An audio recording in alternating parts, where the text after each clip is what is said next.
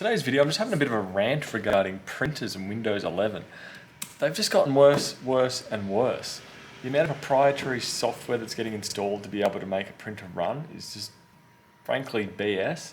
And it's driven me up the wall. This is about the third Epson printer I've seen in less than 2 weeks. And they're both multi-function machines. And I can either A, get the printer to go, B, I can get the scanner to go, and C, which is getting both of them going, seems to take a ridiculously long time.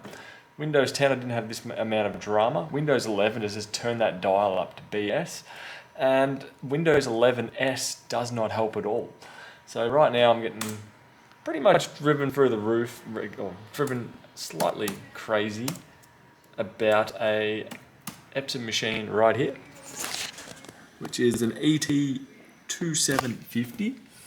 And right now we're installed. If I go Epson scan, and right now it's just made a liar out of me. Preview. I can hear it going. But right now I've reinstalled this particular one about 3-4 times now.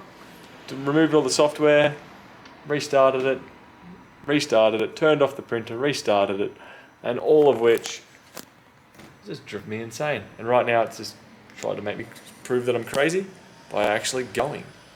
So yeah, stuff Windows 11 and printers. Bye.